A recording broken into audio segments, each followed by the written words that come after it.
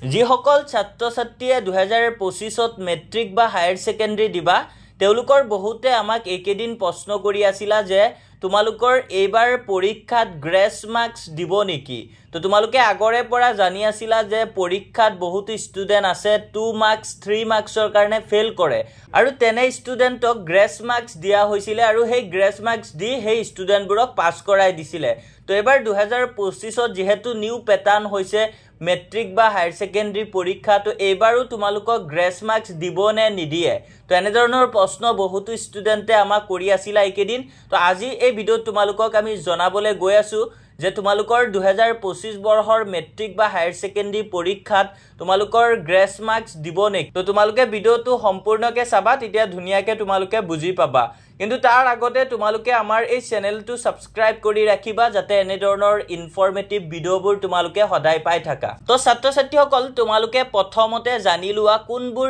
ষ্টুডেন্টক grace marks দিয়া হয় তো ছাত্ৰ ছাত্ৰীসকল তোমালোকে নিশ্চয় জানা যে পৰীক্ষাত বহুত ষ্টুডেন্টে ফাৰ্স্ট ডিভিজন পায় ষ্টাৰ পায় ডিস্টিংশন পায় আকৌ বহুত ষ্টুডেন্টে সেকেন্ড ডিভিজন পায় আৰু বহুতে থাৰ্ড ডিভিজন পায় আৰু এনে এটা ক্যাটেগৰী ষ্টুডেন্ট থাকে যিসকলে থাৰ্ড ডিভিজনো নাপায় বা বহুতে আছে 2-3টা মান সাবজেক্টত ভাল মাৰ্কস পায় কিন্তু এটা সাবজেক্টত 2 মাৰ্কস বা 3 মাৰ্কসৰ কাৰণে ফেল কৰিব লগা হয় তো যেহেতু তোমালোকৰ এটা সাবজেক্টত ফেল কৰিলে তোমালোকে ফেল হৈ যাবা তো তেনে ক্ষেত্ৰত কি কৰে তোমালোকৰ 2 মাৰ্কস বা 3 মাৰ্কস যদি তোমালোকৰ কম পৰে পাস কৰিবৰ কাৰণে যদি শৰ্ট হয় 2 মাৰ্কসৰ বা 3 মাৰ্কসৰ কাৰণে যদি কোনোবা ষ্টুডেন্টে ফেল কৰে তেনে ক্ষেত্ৰত কিন্তু তোমালোকক হে 2 মাৰ্কস বা 3 মাৰ্কস গ্ৰেছ মাৰ্কস হিচাপে দি তোমালোকক পাস কৰাই দিয়ে তো এটো আগৰে পৰা আছিল আৰু নিউ প্যাটাৰ্ন এক্সাম কৰিলেও এই গ্ৰেছ মাৰ্কস থকা নিয়মটো তোমালোকৰ উঠাই দিয়া নাই এইবাৰো তোমালোকৰ যদি কোনোবাই এনেকে 2 মাৰ্কস বা 3 মাৰ্কসৰ কাৰণে ফেল কৰে তেনে ক্ষেত্ৰত তোমালোকক 2 মাৰ্কস বা 3 মাৰ্কস গ্ৰেছ মাৰ্কস হিচাপে দি তোমালোকক পাস কৰাই দিব তে প্ৰশ্নটো বহুতে কৰি আছিলা যাৰ কাৰণে এই ভিডিঅ'ৰ মাধ্যমত তোমালোকক আজি জনালো আৰু ছাত্ৰ ছাত্ৰীসকল তোমালোকে ফাৰ্ষ্টতে গ্ৰেছ মাৰ্কসৰ চিন্তা কিয় কৰিছা মই বুজি পোৱা নাই তোমালোকে ভালকে পঢ়া লাষ্ট আৰু তোমালোকৰ কেদিনমান আছে একেদিন যদি ভালকে পঢ়া তোমালোকে ভাল মাৰ্কস পাই পাস কৰিব পাৰিবা কিন্তু হয় বহুতো সময়ত বহুতো ষ্টুডেন্ট আছে 4টা বা 5টা সাবজেক্টত ভাল মাৰ্কস পাই যিকোনো এটা সাবজেক্টত কি হয় কেতিয়াবা 2 মাৰ্কস বা 3 মাৰ্কসৰ কাৰণে ফেল কৰে তো তেনে ক্ষেত্ৰত কিন্তু তোমালোকক গ্ৰেছ মাৰ্কস দিয়া হ'ব দি তোমালোকক পাস কৰাই দিব তো তোমালোকৰ এই প্ৰশ্নটো আছিল আশা কৰো প্ৰশ্নটোৰ উত্তৰ তোমালোকে নিশ্চয় পাইছা আৰু ছাত্ৰ ছাত্ৰীসকল আৰু এটা কথা তোমালোকৰ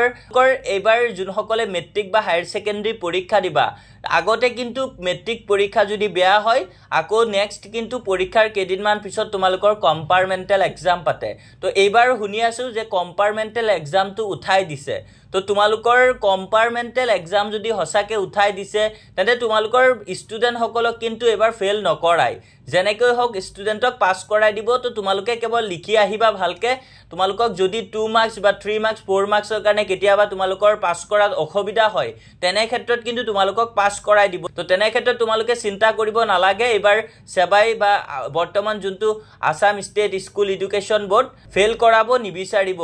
because তোমালোকৰ কম্পাৰ্টমেন্টাল এক্সাম কন্ডাক্ট নকৰিবও পাৰে তো তেনে ক্ষেত্ৰত আমি ক'ব পাৰি যে তোমালোকক পাস কৰাই দিব এবাৰ বহুতকে আৰু তোমালোকৰ গ্ৰেছ মাৰ্কস লৈ যোনটো প্ৰশ্নৰ উত্তৰ আছিল তোমালোকে নিশ্চয় পাইছা যদি তোমালোকে 2 মাৰ্কস বা 3 মাৰ্কসৰ কাৰণে ফেল কৰিব লগা হয় তেনে ক্ষেত্ৰত তোমালোকক 2 মাৰ্কস বা 3 মাৰ্কস গ্ৰেছ মাৰ্কস হিচাপে দি তোমালোকক পাস কৰাই দিব তো ছাত্ৰ ছাত্ৰীসকল আজিৰ ভিডিঅ তোমালোকৰ বাবে এই আপডেটটো আছিল আশা কৰো আপডেটটো তোমালোকৰ বাবে বহুত হেল্পফুল নেক্সট যদি তোমালোকৰ এনে ধৰণৰ প্ৰশ্ন থাকে আমাক কমেন্টছত জনাবা আমি এনে ধৰণে তোমালোকৰ বাবে ভিডিঅ হিচাপে লৈ আহিবলৈ ট্ৰাই কৰিম থ্যাংক ইউ ফৰ ওয়াচিং